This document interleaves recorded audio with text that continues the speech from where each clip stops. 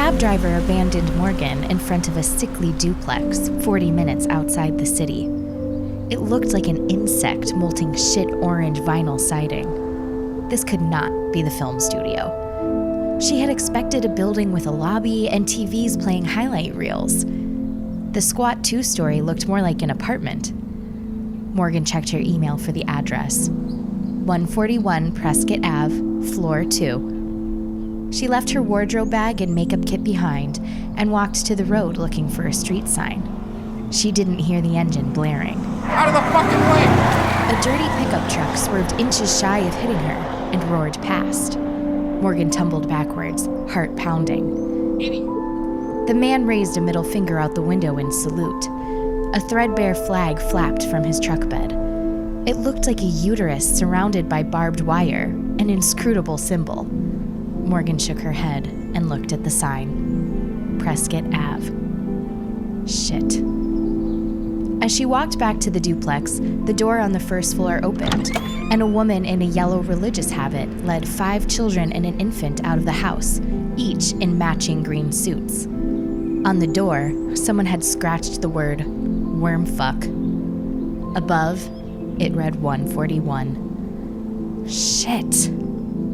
Still certain she had the wrong address, Morgan lugged her baggage to the second floor and knocked. The door cracked open at once, framing the right eye, nostril, and 4 yellow teeth of an old man. Morgan thought he must be crouching. His eyes only reached her elbow. Morgan? Yes? Damn you! Inside, hurry! Morgan didn't like how quickly she rushed inside at the man's command. She could imagine her mother, somewhere distant, shaking her head. So rude. An hour late, not a call, not a word. His accent was some kind of British, and he was not crouching, as it turned out. He was an elderly man the size of a child. I'm sorry, the driver got lost. I didn't realize it would be so far away. Morgan knew she shouldn't stare, but the man was more than just small. He was like a child in a convincing mask. Small fingers, small feet, a massive head in a child's proportions. The man squinted hard at her. There's nothing wrong with me. I'm sorry? I see you asking a question in your head, and it isn't any of your business. So here's your answer. There's nothing wrong with me. Oh, I swear, I didn't mean... Is that her? Another British voice shouted from down the living room. She was right.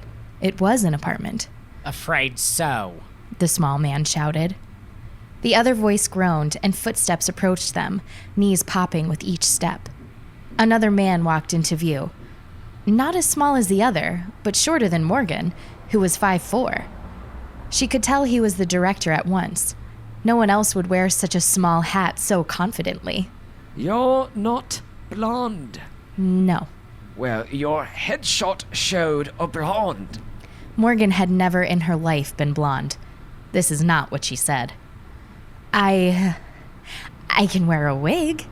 We don't have a wig.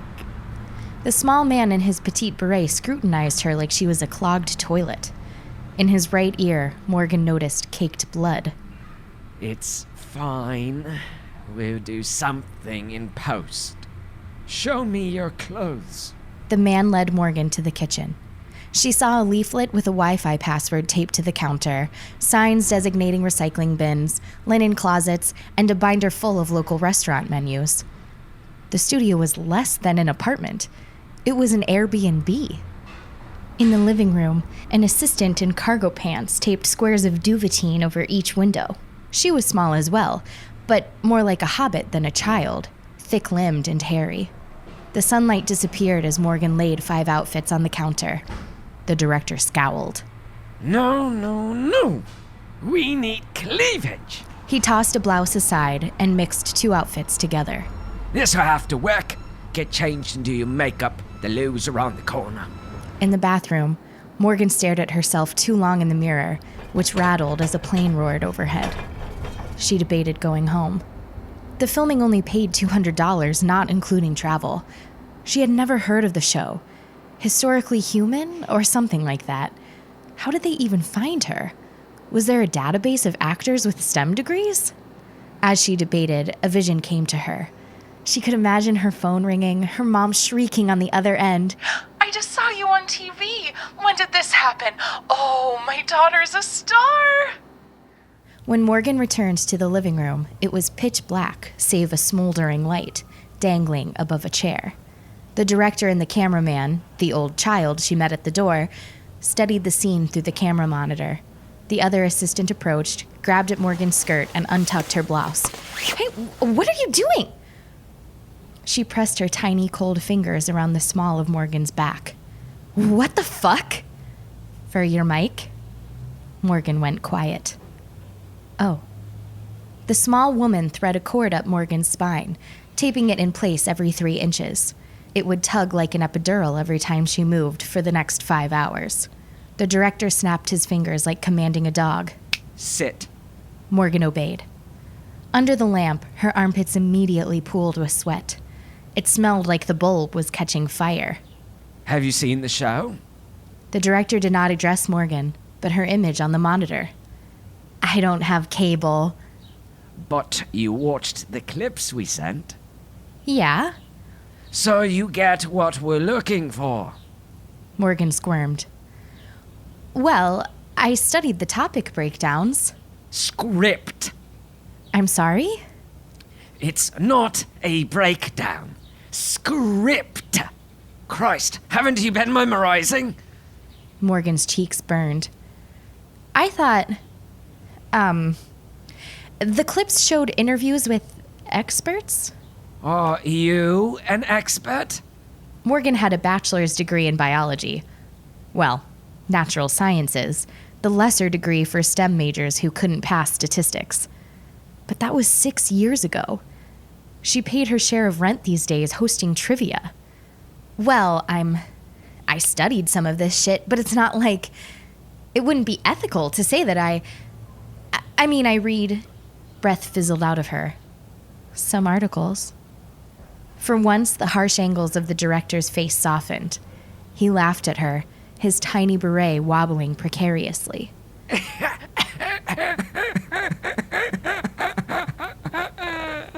No one's an expert on everything. That's why we have a script. But can you scomp the wetling? Scormp the... Scomp the wetling! I'm sorry, I don't... Is that a British thing? Now the harsh angles returned. I am not British. Or, the UK, Wales. Now all 3 of the production team stood together, each sporting fury on their faces. Ireland? Just read the bloody lines. The director threw a script at her feet. Sweat soaked the linen around Morgan's armpits in dark rings. Yes, it was only $200, but if she screwed this up, she'd be down the pay and $100 in cabs to and from her fuck-up. She couldn't afford to say no. And for God's sake, it was a TV credit. Morgan swallowed her pride and opened the script. It read like Wikipedia upchuck. She could barely follow the first line. OMSR, organic matter specification readings, show the Gribby samples declining in phenotype regularities over 1,200 specimens with a p-value of 0.22. All right, fix your hair and let's go. The director climbed into a tall chair opposite Morgan. His feet dangled. Sound? Spade. Camera? Speed. Action. Morgan's heart stalled. But in comparison to OSMR, organic matter specification readings, the Gribby samples... Cut. Morgan apologized at once. Shit, I'm sorry. I know I mixed up the initials. Shh. The director turned to the sound woman. Did you pick up the flinger? The what? Morgan interrupted. The plane! The director pinched his eyes between thumb and middle finger. Christ, you really are dim. Is the damn thing gone yet? The sound woman pushed the headphones tight against her ears. Almost. Now. Okay. The director frowned. Let's try this again. Don't rush, but remember, be fast. Morgan took in a deep breath. But in comparison, Cut. the director's face contorted in rage for a split second before he laughed it off. Okay. Let's just take a breath. Is it still audible? The assistant nodded her head. Should I stop tape? The old man asked. No, just give it. He held up a finger and waited. Seconds passed, and he began to smile. Okay. Action. But in comparison to OMSR, organic matter specification readings, the Gribby samples show a decline in phenotype regularities over 1,200 specimens with a p-value of 0.2. The director smacked his palm onto his thigh like it had just insulted him. Oh, come the fuck on! 2! I'm sorry? 2! 0.22! Can we just get through one fucking line? Morgan could taste his disappointment, read the fury on his face. Shame blazed inside her. Why did she want to be an actor? Yes, absolutely, I can go again, I can go again. the man mocked. Christ. Action. But in comparison to OMSR organic matter specification readings, the Gribby samples show a decline in phenotype regularities over 1,200 specimens with a p-value of 0. Blaine, the woman on the audio said. Shit in my mother! The director swore so hard his tiny hat fell to the ground. Both assistants ran to retrieve it, but had trouble reaching him on his perch. Morgan wondered if he only hired assistants smaller than he was. Leave it! The man shouted, taking the hat from their hands. Bloody fuck! All right, cut the tape. We'll just have to wait it out. The sound woman stirred. I think. The director shook his head, sinking low into the high chair.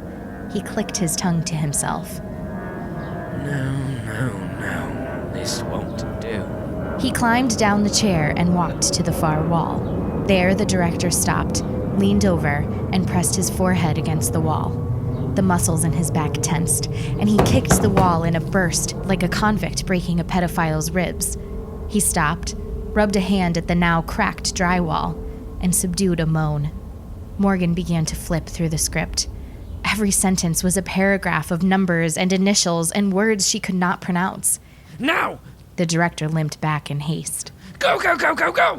But in comparison to OMSR, organic matter specification readings, the Gribby samples show a decline in phenotype regularities over 1,200 specimens with a p-value of 0.22.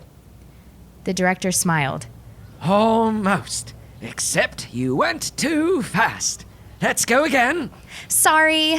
Please stop apologizing. Sorry. I mean, okay. But in comparison, the director cut Morgan off with a quaking finger raised high into the air. I can hear it too. I'll just start after it goes over. Shh. He slashed his finger like throwing a knife. I didn't mean... They waited. The director shook his head. We can't just keep waiting. What time is it? 9:20. Said the cameraman. No, that won't work. Probably peak time for flingers. I can't wait hours for this nitwit to put words in order. He turned to Morgan with a scowl. Right, listen. Here's what we'll do.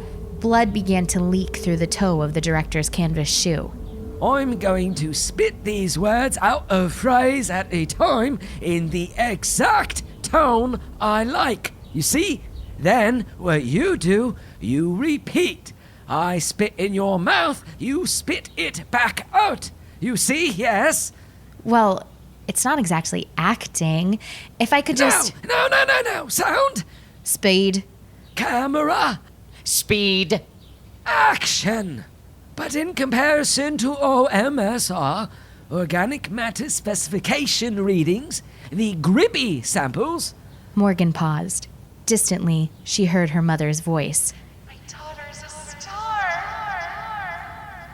But in comparison to OMSR, organic matter specification readings, the Gribby samples... show a decline in phenotype regularities over 1,200 specimens with a p-value of 0.22. show a decline in phenotype regularities over 1,200 specimens with a p-value of 0.22. A plane rattled in the distance the moment Morgan stopped. The director smiled. Perfect! We can stitch it together in post. He relaxed his shoulders and smirked. A chill raced down Morgan's spine. You're a good Muppet, ain't ya? Right, let's continue. He held up a finger. Now! The director went on like that for the next 5 hours. Morgan fell into a stupor.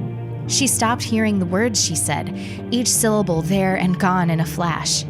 She wasn't acting, she was regurgitating. But the director kept smiling and nodding after every line. Regurgitation or not, she was nailing it. When they wrapped, the not British crew smiled and thanked her. The old man had her sign some forms, including the rights to her likeness and name in perpetuity. She provided her address for payment and took a $50 cab home. In 3 months, a check for $200 appeared in her checking account from foreign wire transfer. Hey, all right. Minus a foreign transfer fee of $85. Oh, you fucker. She told her mom about Historically Human, but it was on a channel neither had, Re-Education Television. In a year, Morgan forgot entirely about the 5-hour gig.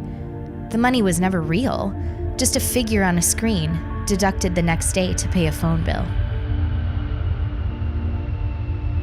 10 years later. Morgan squirmed in a leather chair. The man's office smelled like clean laundry and varnish. First, let me say we're impressed. Morgan flashed an anxious grin. Online accountability is a big issue. We can tell your passion is there to help us change the laws. The only issue we had, and it's hardly an issue, we just want to ask, is the 5-year gap in your employment. Morgan forced a charming smile. Yes, that. It's a little embarrassing, but it's nothing to worry about. I tried to be an actor in my 20s. Oh, wow. That is something I could never do. How did it go? Morgan cleared her throat and smiled. Well, it led to a stimulating 5-year gap in employment.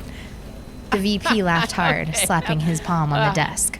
All right, I don't normally do this, but to hell with it. You've got the job. By far the best applicant. I can't imagine going with anyone else. Oh my God! Morgan started crying. Thank you. Oh my God, thank you. She rushed up and hugged the man. He startled at the embrace. Shit, God, I'm sorry. Gratitude made her eyes water again. I'm just so relieved. No one would give me a chance. You have no idea how hard it's been. I can't imagine. If I could, I'd give you 2 jobs. No, it's true. 5 jobs now, I've made it to the last round of interviews. Spoke with HR, team members, and they all smile. You're just what we're looking for. And then you never hear back. I thought I was cursed. Nonsense. You're not cursed. You're hired. The man held out his hand, and Morgan shook it with a laugh. Granted, we still need to finalize everything. But we'll email you the job offer by end of day, at the very latest tomorrow morning. The next morning, a Friday, Morgan's eye twitched when she checked her email. Nothing. She calmed herself. It was 7 a.m., hours before anyone would be at their desk. She waited until 9 and checked again. Nothing. Jesus, it's not the first thing they're going to do. Morgan promised herself she wouldn't refresh her inbox until 10 a.m. This couldn't be a repeat of last night's anxiety spiral, but at 10 a.m. there was no message, and the familiar weight of failure pressed on her windpipe. Not again. Please. By 6 p.m., she had no email. Embers of hope burned her over the weekend. Why else would he tell me I have the job? He's out sick. Maybe it was the hug. It took an entire week to receive the rejection email. The position has been filled by another applicant. Thank you for applying, but ultimately we went in another direction. Morgan read it again and again until she sobbed. Morgan was drunk when she found the VP's card and decided to write an email. It poured out of her. She alternated between pleading, cursing, and venting. You lied to me, goat fuck. Every word was a lie. Why? Why didn't I get the job? Paragraphs later, she blinked at her computer screen, unable to read the typo-ridden mess she had written through her double vision. She hit send. The drunken act was absolved by blackout. Morgan forgot about the email until she received a reply days later. She didn't recognize it. It came from the VP's personal account, not the corporate address she had emailed. Upon opening, it all came back to her. Oh God, no. The VP's reply was not angry. It lacked emotion entire. He wrote only 4 words and pasted a link. If you must know. No explanation, no signature, just those 4 words and a garble of web code. Morgan clicked the link. A video opened on her screen, barking with raucous laughter. 2 adult men in antagonistic baseball caps and sunglasses shouted at the camera. Morgan audibly gagged at the title. Womb Boys Meme of the Week. Womb Boys? Why would the VP send her fertilist trash like this? All right, womb boys, we all stand together, right? An off-screen crowd hup-hupped. Lots of people out there coming from God knows where. Fake sperm, parasites. Worms in our utes? Yak, yak! Get 'em out! We know where we're from and we're proud. Because where you come from makes you human. Woo woo! Woo woo! Woo woo! Woo woo! The crowd chanted. So hateful, Morgan said to herself. Was the VP secretly a fertilist? Maybe it was good she didn't get the job. Seeing the barrage of fertilist comments even on her own social media pages was part of why she went back to school, why she now avoided the internet altogether. But us womb boys aren't serious all the time. We also like to laugh and get boners. Morgan frowned as the crowd hollered. Thankfully, this week's meme does both, 'cause it's Miss Eugenics USA. The crowd went into an erotic hoopla, whistles and dog howls galore. Fuck yeah, Brandon! This meme comes in from user Homegrown522, and it plays those gross fucking gribby bibbies for fools. Fuck them! Fuck 'em! Yeah, splash it up on the screen, Fritzy. As the meme appeared, Morgan understood. On her computer monitor, her own face stared back, frozen in static pixels overladen with text. She could barely recognize herself. Her hair had been artificially colored blonde in post, the contrast bumped up so high her nose was just the dots of her nostrils. Her mouth was a grim slash checkered by blazing white teeth, and her chest was larger than it should be. But those were her eyes, intense and sparkling with rage. Block text beneath her chin read, "Shakes your hand, checks the palm for inferiority." That's right, man. Check the palms. That's how you can always tell those gribby rejects. Man, I used to watch this chick on Historically Human. She started a lot of us off on the truth, womb bro. And she's hot. Only then did the not British director's tiny hat blaze in Morgan's mind like a beacon, followed by the roar of a jet engine. No. She let the video play as she frantically searched the internet. An image search of Miss Eugenics USA pulled up thousands and thousands of tiles of her angry expression, her face pasted onto historic photos, pages of memeified hate speech, all the tune of the video's insane male laughter. I'm a tall man. Big tall womb boy. Historically Human had been pulled from YouTube, but she found QuickTime files on Fertilist message boards, each declaring her the cover girl of modern eugenics. She watched this edited version of herself say full, horrifying sentences. She sounded slightly British. The Gribbies, due to the hybrid origins, are scientifically not human beings. We're looking at the erasure of human species, not by war, but genetic invasion. the hands don't fold properly. It's called a simian fold. That's why you check the palms for inferiority. Memories began to crystallize into patterns. People spitting on her more than normal, even for the city. The boyfriend who dumped her the day she got blonde highlights and never returned a single pleading call. The weirdos who invaded her social feeds with rants about uteruses. The targeted ads for political hats. And the job rejections. Morgan felt too guilty to be a victim. She had done such stupid shit in her attempts at fame. Wearing a diaper on camera for a web series, 200 gigabytes of iPhone audition tapes for commercials, always reading the mom, a YouTube channel full of improv. But it was all for free. No wonder it was the paid gig that came to haunt her. She had to sell her soul. $200. It was a significant sum, but not immense. Her brother spent $200 a month on weed. When she hopped the turnstile in front of a transit cop, her ticket was $200. It was the most she had ever spent on a present for Max before he left her over hair dye. Yet, for so reasonable an amount, this $200 she could not return. The price of immortal, forgotten words.